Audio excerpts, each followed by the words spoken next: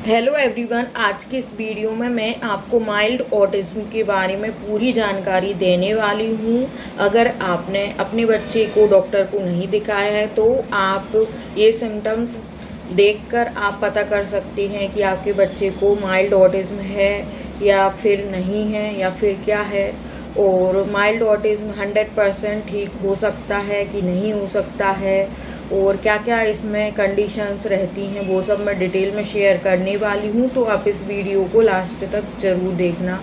तो देखिए, जब मेरी लड़की 3.5 साल की थी तो हमने उसको डॉक्टर को दिखाया था। 2 जगह हमने उसको दिखाया था, तो उसको दोनों जगह ही माइल्ड ऑटिज्म बताया हुआ था। तो मेरा पर्सनल एक्सपीरियंस है, मेरी लड़की अब 5.5 साल की हो गई है, जो कि पूरी तरह से नॉर्मल हो गई है। तो डिटेल में मैं आपको बताती हूँ। देखिए, जो माइल्ड ऑटिज्म होता है वो बच्चे में जन्म से ही रहता है। ये एक न्यूरो डेवलपमेंट डिसऑर्डर है, जो कि बच्चा पैदा होता है तभी उसके अंदर रहता है, पर धीरे धीरे इसके सिम्टम्स बाद में दिखाई देने लगते हैं।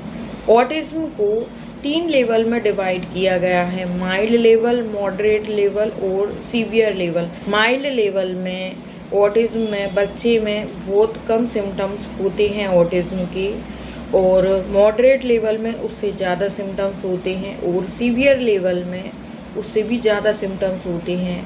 बच्चे को देखकर असेसमेंट करके ऑटिज्म का पता लगाया जा सकता है। माइल्ड ऑटिज्म या किसी भी ऑटिज्म के लिए कोई अलग से ब्लड की जांच या फिर रिपोर्ट, ऐसा कुछ भी जांच नहीं रहती है।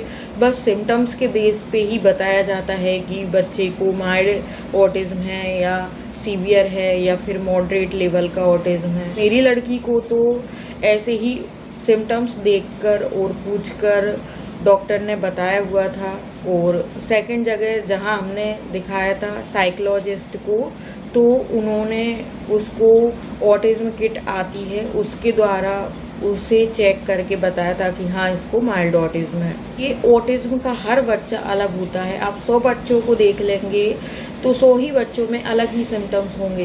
किसी में जल्दी सीखने की क्षमता होगी, किसी में देर से सीखने की क्षमता हो गई। कोई ऑटिज्म का बच्चा एक जगह घंटों बैठे रहेगा, और कोई ऑटिज्म का बच्चा एक जगह टिक कर नहीं बैठ सकता है। कोई ऑटिज्म का बच्चा तेज साउंड सुन सकता है, तेज साउंड पसंद है। कोई ऑटिज्म का बच्चा कम साउंड सुनना पसंद करता है, कान पे हाथ रख लेता है। तो ऑटिज्म के 100 बच्चे रहेंगे तो 100 बच्चे अलग अलग तरह के रहेंगे, पर कुछ सिम्टम्स कॉमन रहते हैं ऑटिज्म के बच्चों में। तो हर ऑटिज्म का बच्चा अलग अलग होता है, इसलिए इसको ASD बोलते हैं, यानी कि ऑटिज्म स्पेक्ट्रम डिसऑर्डर। यानी कि एक स्पेक्ट्रम है, उस पर कई सारे बच्चे हैं, तो सभी बच्चे अलग होते हैं।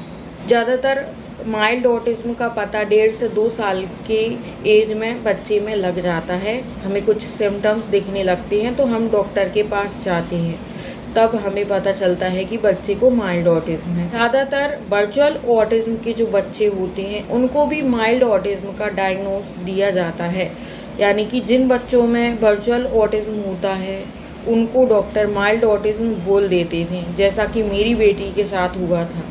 उसको वर्चुअल ऑटिज्म था, पर डॉक्टर ने माइल्ड ऑटिज्म बताया हुआ था। वैसे देखने में तो दोनों के सिम्टम्स सेम ही हैं, बहुत ज़्यादा अंतर नहीं है। माइल्ड ऑटिज्म का बच्चा देख लो या फिर वर्चुअल ऑटिज्म का बच्चा आप देख लो, दोनों एक जैसे ही दिखते हैं, पर उनमें अंतर बहुत ज़्यादा होता है। माइल्ड ऑटिज्म का बच्चा अगर स्क्रीन देखता भी है तो उसकी स्क्रीन 0 कर देंगे तो उसमें बहुत ज़्यादा अंतर देखने को नहीं मिलता है, जबकि वर्चुअल ऑटिज्म के बच्चे की स्क्रीन 0 कर देते हैं तो और उसको कुछ सिखाते हैं तो वो जल्दी जल्दी इम्प्रूवमेंट करने लगता है, जबकि माइल्ड ऑटिज्म का बच्चा उतनी जल्दी इम्प्रूवमेंट नहीं कर पाता है। माइल्ड ऑटिज्म का बच्चा नीड बेस बोल लेता है, जैसे 1 वर्ड में अपनी बात बता देता है, और वो ज़्यादा बोलना पसंद नहीं करता है। और माइल्ड ऑटिज्म का बच्चा अपनी ज़रूरत की चीज़ें ही बोलता है, जहाँ उसको लगता है कि इशारे में अपना काम चल रहा है तो वो चलने देता है। वो ज़्यादा एफर्ट नहीं लगाता है, ज़्यादा बोलने की कोशिश नहीं करता है। ज़्यादातर ऑटिज्म के बच्चे एक ही चीज़ ज़्यादा करते हैं। ऐसे किसी को कलर करना पसंद है तो सुबह से लेकर रात तक वो कलर ही कलर करते रहते हैं। अगर किसी बच्चे को साइकिल चलाना पसंद है तो वो पूरा दिन साइकिल चलाने का उसका मन करता है, चलाता रहता है। और जो भी वो काम करते हैं वो वही रिपीट करते रहते हैं। जैसे बच्चे को मोबाइल देखना पसंद है तो वो पूरा दिन मोबाइल ही देखता रहेगा। जैसे बच्चे को टीवी देखना पसंद है तो पूरा दिन वो टीवी ही देखता रहेगा। माइल्ड ऑटिज्म में बच्चे का आई कांटेक्ट नहीं होता है, नेम रिस्पॉन्ड भी नहीं होता है, वो लोगों की आंखों में आंखें डाल के बात नहीं कर पाता है, और उसको आवाज़ लगाएं तो वो उसके नाम से सुनता नहीं है, जवाब नहीं देता है। ऐसा नहीं है कि उसे सुनाई नहीं देता है, उसको सुनाई तो देता है, पर वो किसी चीज़ में, वो उसके ही कामों में, उसके ही खिलौने में इतना ज़्यादा खो जाता है कि उसके दिमाग काम नहीं करता है, उसका दिमाग बता नहीं पाता है कि कोई आपको आवाज़ लगा रहा है। तो ये चीज़ आप थेरेपी द्वारा ठीक कर सकते हैं।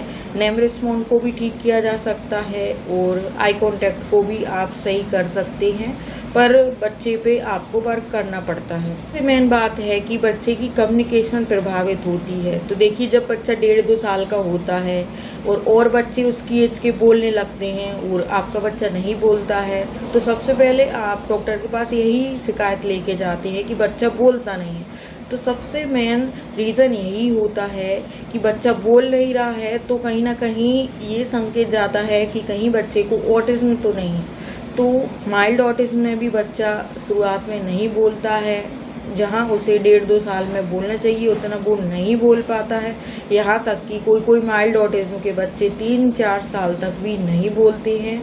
आपको उनके साथ काम करना पड़ता है तभी वो बोलते हैं। और माइल्ड ऑटिज्म के बच्चे कोई चीज़ अपने आप नहीं सीखते हैं, हर चीज़ आपको उनको सिखाना पड़ता है तब वो चीज़ सीखते हैं। जबकि नॉर्मल बच्चे हर चीज़ को अपने आप देख के सीख जाते हैं, जैसे बोलना सीख जाते हैं अपने आप बिहेवियर करना सीख जाते हैं कि कहाँ कैसा बिहेवियर करना है, पर वो बच्चे नहीं कर पाते हैं।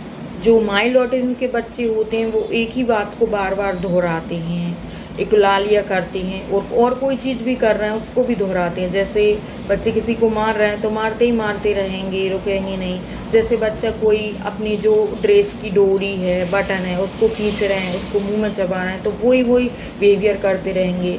जैसे बच्चा थूकने का बिहेवियर कर रहा है, जगह जगह थूकता है, तो वो वही करता रहेगा। और माइल्ड ऑटिज्म में बच्चे में सेंसरी इशू भी बहुत ही ज़्यादा होती हैं। वो सभी तरह के कपड़े पहनना पसंद नहीं करता है, सबकी गोदी में आना पसंद नहीं करता है, नेल कट करवाने में रोता है, हेयर कट करवाने में रोता है और बहुत ही ज़्यादा परेशान करता है। सर्दियों के मौसम में बच्चा फुल बाजू के कपड़े भी नहीं पहनता है और वो बहुत ही ज़्यादा रोता है। और बच्चे में स्टीमिंग बिहेवियर बहुत होता है, जैसे वो कोई आवाज़ निकालता रहता है, आ ऊ ई, कुछ भी आवाज़ निकालता रहता है, या फिर अपने सिर को ऐसे ऐसे हिलाता है, या फिर हैंड फ्लैपिंग करता है, टॉप वॉकिंग करता है और खिलौनों को लाइन में लगाता है।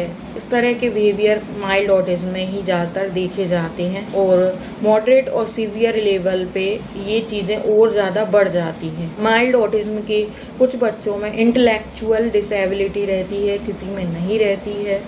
तो कोई बच्चा पढ़ाई में नॉर्मल बच्चे की तरह होता है और कोई बच्चा पढ़ाई में कम रहता है। कोई माइल्ड ऑटिज्म के बच्चे का IQ ज़्यादा होता है, कोई का कम होता है, कोई का लेवल पे होता है। इस तरह से इनकी इंटेलेक्चुअल डिसेबिलिटी रहती है। और एक हाई फंक्शनिंग ऑटिज्म होता है जिसमें माइल्ड ऑटिज्म की तरह ही सिम्टम्स रहते हैं। हाई फंक्शनिंग ऑटिज्म के बच्चे थोड़ा पढ़ाई में ज़्यादा होते हैं, उनका ब्रेन और ज़्यादा शार्प होता है, जबकि माइल्ड ऑटिज्म में ऐसा नहीं होता है। माइल्ड ऑटिज्म और हाई फंक्शनिंग ऑटिज्म दिखने में एक जैसी लगती हैं, पर दोनों बहुत ही ज़्यादा डिफरेंस दोनों में रहता है। माइल्ड ऑटिज्म के बच्चे काफ़ी हद तक ठीक हो जाते हैं। कोई माइल्ड ऑटिज्म बच्चे पे अगर कम एज में वर्क किया जाए तो वो बहुत ही जल्दी ठीक हो जाता है, वो नॉर्मल लाइफ में आ जाता है और इंडिपेंडेंट हो जाता है। और अगर कोई ऐसा बच्चा है जिसको वर्चुअल ऑटिज्म है और उसको माइल्ड ऑटिज्म का डायग्नोस दे दिया है तो वो 100% ठीक हो जाता है। और माइल्ड ऑटिज्म के बच्चे 95% तक ठीक हो जाते हैं अगर उन पे सही समय पे वर्क किया जाए तो पेरेंट्स, आई होप कि आपको माइल्ड ऑटिज्म के बारे में संपूर्ण जानकारी मिल गई होगी। अगर कुछ और पूछना है तो कमेंट करके पूछ सकती हैं। कोई रिक्वेस्टेड वीडियो बनवाना है तो भी आप बोल सकती हैं कमेंट में। वीडियो अच्छा लगा हो तो लाइक शेयर कर दें, चैनल पर नए हैं तो सब्सक्राइब भी कर दें। तो चलिए आज के लिए बस इतना ही।